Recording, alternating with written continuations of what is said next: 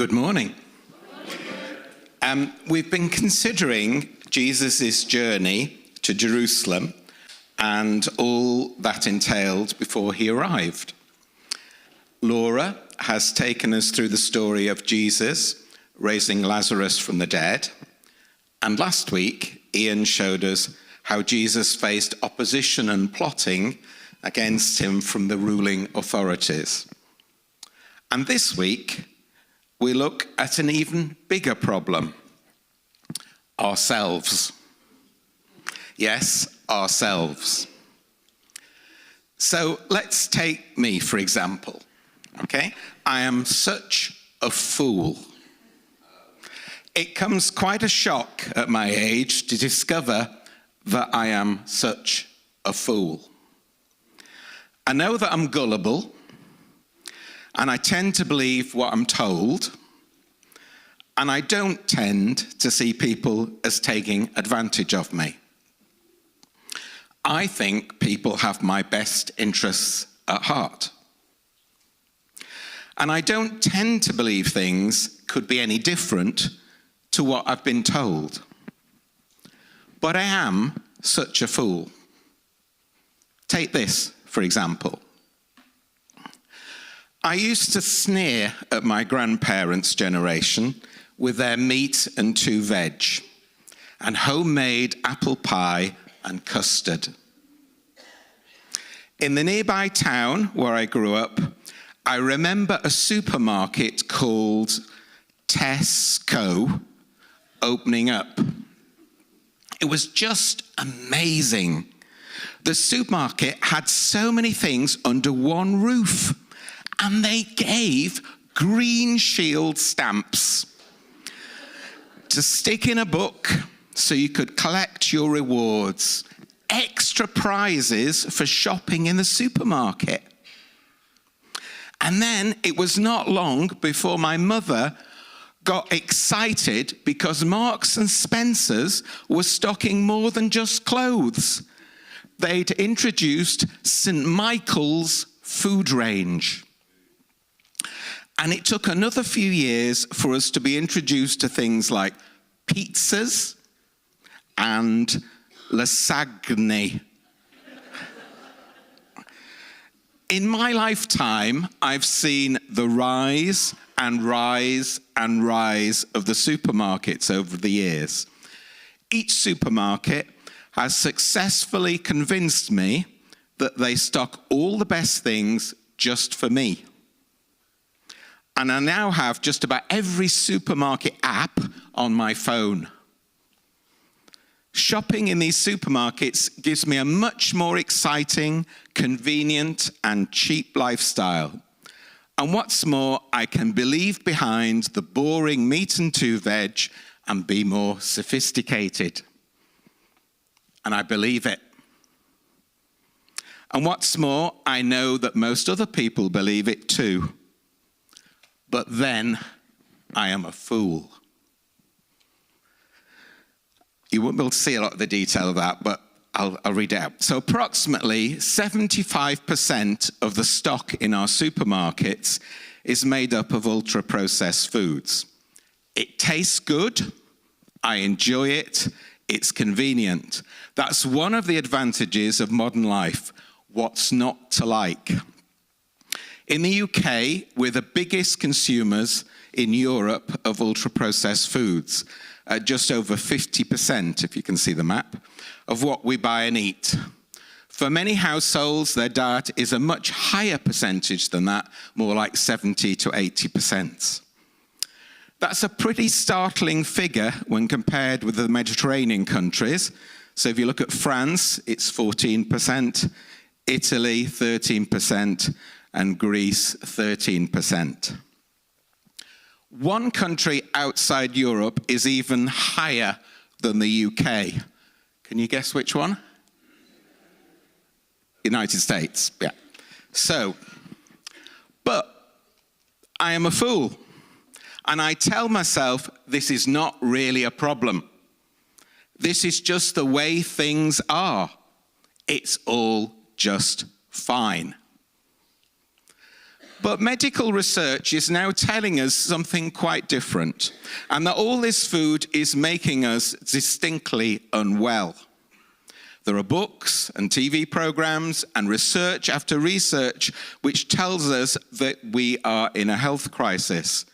We consume high levels of food which is simply not good for us. And what we've been led to believe is fine is really not fine for us at all. It's doing us great harm, and great harm with huge consequences. But then I am a fool, and I may tell myself that this is not really a problem. It's just the way things are. It'll all be fine, but is it? Again, in my lifetime, we've seen the continued rise of this long list of illnesses. These were rare or unknown before the Industrial Revolution. Over my lifetime, they've become more a part of the daily landscape. It's because we're getting old, we're told. But it turns out aging is not the only factor in all of this. Cancer, for example, is rising fastest among children. Autism and ADHD are now common in every school classroom. But they're not inevitable.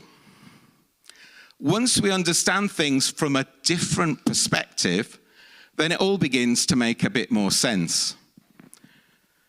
These all have causes to do with a number of things, which includes the way we eat, but it also includes our polluted environment, the water we drink, the cosmetics we use, the pills we take, and the way we live generally. They are preventable. But Dave, stop stressing. You exaggerate. Everything is fine. The supermarkets are not out to get you and give you lots of diseases. The baby food, it's fine. The ready meals, they're just fine. The breakfast cereals, they're fine. The bottle of tomato ketchup, it's just fine. That can of Diet Cola, it's just fine. And I'm sure that bottle of wine, I'm sure it's just fine. Stop stressing. Live a little. Of course the supermarkets won't put profits before your health, will they? Or will they? Over the past 5 years, supermarkets continue to post huge profits. Prices have risen by over a third. And all this while we're experiencing the biggest cost of living crisis for generations. Food is big business. And good business is getting you to buy what brings in the biggest profits. It can be produced. If it can be produced cheaply and taste good, it's a winner. And I'm sure that you can see they don't achieve this by selling you bags of carrots. But then, of course, it does come as quite a shock at my age to discover that I'm such a fool. Of course, it's far more complicated than this, and not in the right way, I discover. And I wish the consumption of food was the only area where I'm such a fool, but it is not. Unfortunately, it is not. Which takes us to today's reading. Jesus is on his way to Jerusalem, accompanied by his followers and disciples. When Jesus came to the region of Caesarea Philippi, he asked his disciples, "Who do people say the Son of Man is?" They replied, "Some say John the Baptist, others say Elijah, and still others Jeremiah or one of the prophets." "But what about you?" he asked. "Who do you say I am?" Simon Peter answered, "You are the Messiah, the Son of the living God." Jesus replied, "Blessed are you, Simon, son of Jonah, for this was not revealed to you by flesh and blood, but by my Father in heaven. And I tell you that you are Peter, and on this rock I will build my church, and the gates of Hades will not overcome it. I will give you the keys of the kingdom of heaven. Whatever you bind on earth will be bound in heaven, and whatever you loose on earth will be loosed in heaven. Then he ordered his disciples not to tell anyone that he was the Messiah. From that time on, Jesus began to explain to his disciples that he must go to Jerusalem and suffer many things at the hands of the elders, the chief priests, and the teachers of the law, and that he must be killed and on the third day be raised to life. Peter took him aside and began to rebuke him. "Never, Lord," he said, "this shall never happen to you." Jesus turned and said to Peter, "Get behind me, Satan. You are a stumbling block to me.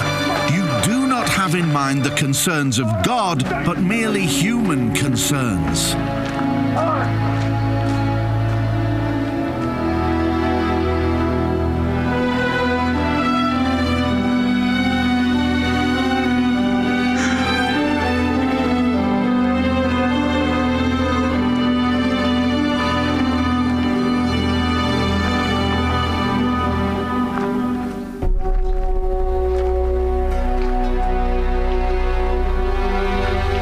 Jesus said to his disciples, "Whoever wants to be my disciple must deny themselves and take up their cross and follow me.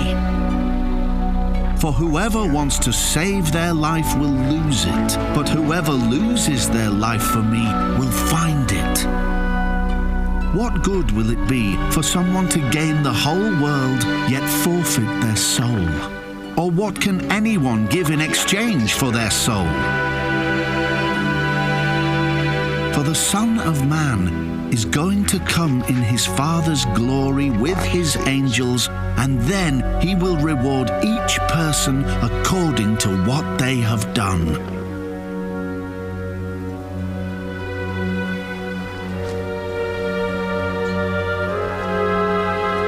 Truly I tell you, some who are standing here will not taste death before they see the Son of Man coming in his kingdom.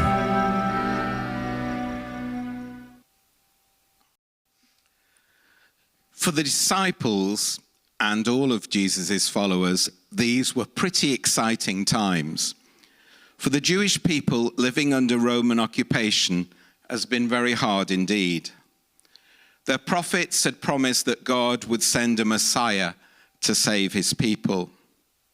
And here he is in the person of Jesus. The disciples had been with Jesus for long enough to recognize that his miracles and teachings, that he truly was the Messiah. At last, life was going to get better. The Messiah, the new leader, was here, and they all stood to benefit from a better life. Jesus would change things, and they would have a role in making it happen. The Jewish religion had always taught that this would be great and marvelous, and here it was happening before their eyes. What's not to like? Peter's statement, "You are Christ, the Son of the living God," voiced what they all believed. And of course, they were right. Indeed, the Messiah had come. They would have it all: green shield stamps and all the best rewards.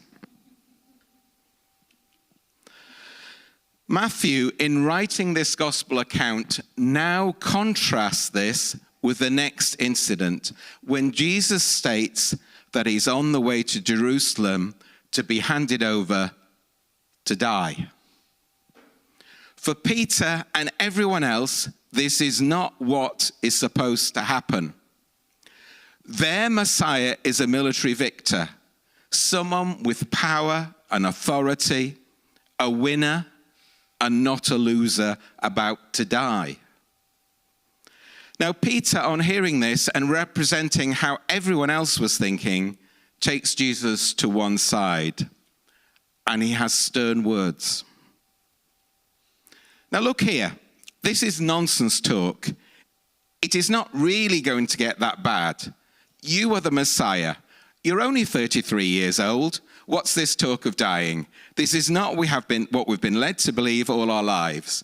The things are only going to get better and better with you as our leader. What you are saying can't be true. Jesus, stop stressing. You exaggerate. Everything is fine. The authorities are not out to get you and make you suffer. The people in Jerusalem will love you. Most of the priests, they're fine. Everyone will understand that you're the Messiah and it'll be just fine. And I'm sure the Roman authorities too, they'll be all right. They'll be all right. Stop stressing. Live a little. Of course, no one will put their own interests before what you have to say and do, will they? No one will put their own interests before what you have to say and do, will they?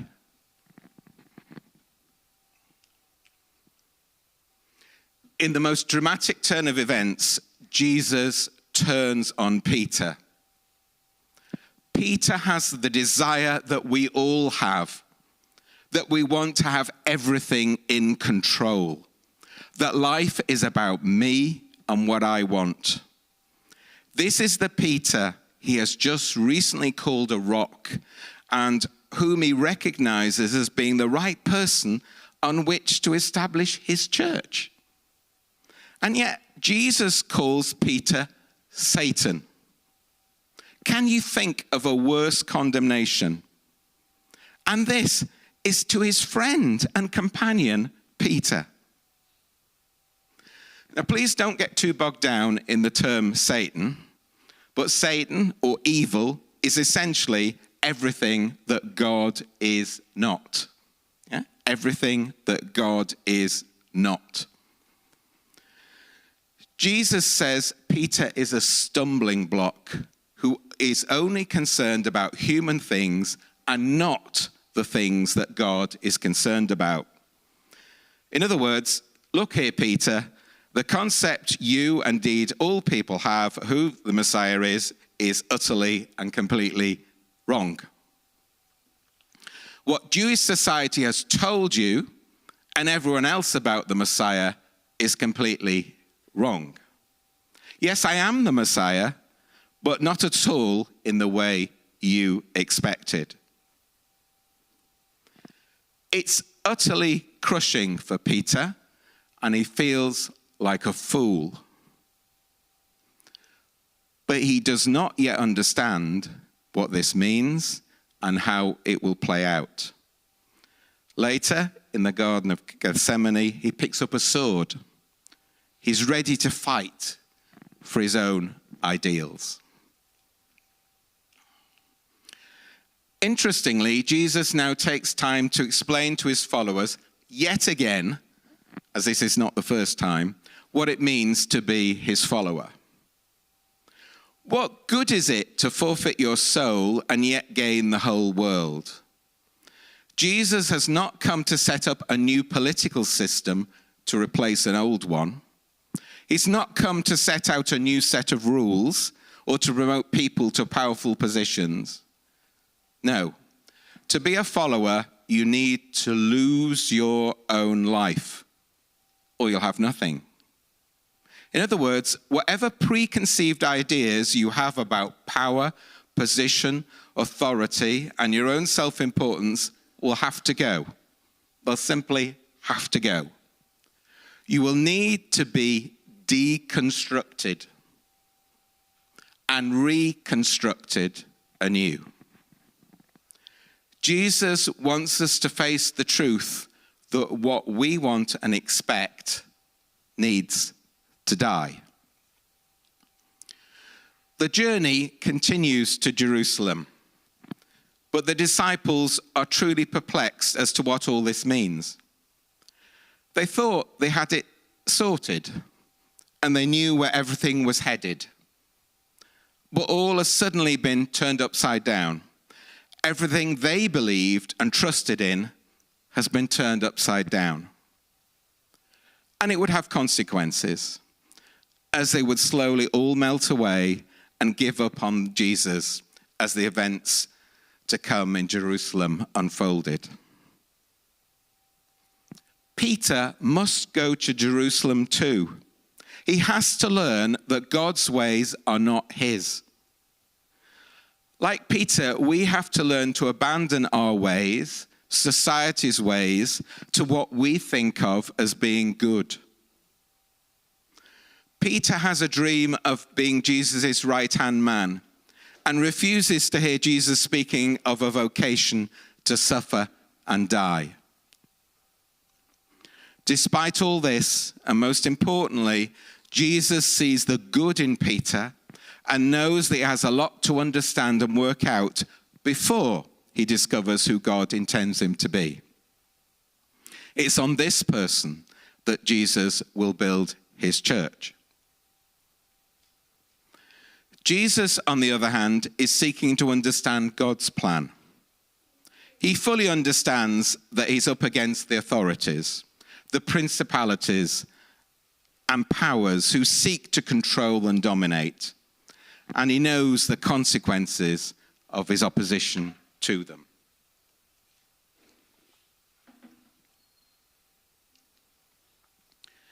The closest thing we get to anything being difficult at Easter is rather like my social media feed. Supermarket after supermarket have had important announcements to make. What could this be? How will it affect my life? Will I have to rethink my life? Well, apparently, according to my social media feed, yes. They have announced that they're going to be closed on Easter Sunday. How will I cope? What sacrifices will I have to make?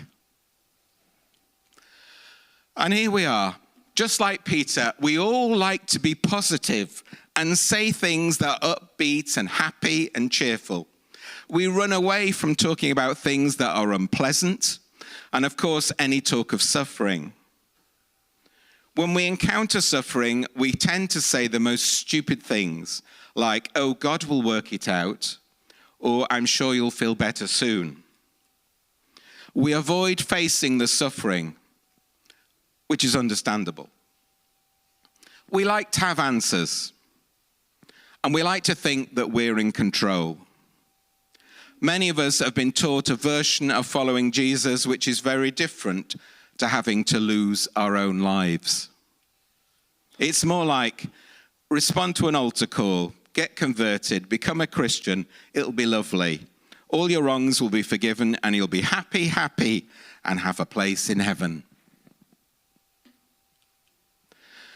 Running up to Easter, many people just love to get to the Easter Sunday bit. The Journey to Jerusalem events are all, well, they're just too gloomy. They're not cheerful. We know Jesus died. Let's just leave it at that. And let's concentrate on new life and resurrection. Losing your life, all that means is you have to give up a few things, like chocolate for Lent, for instance. Yeah? Nothing drastic. You can carry on pretty much as you are. Jesus on the cross and suffering are often barely mentioned outside church circles.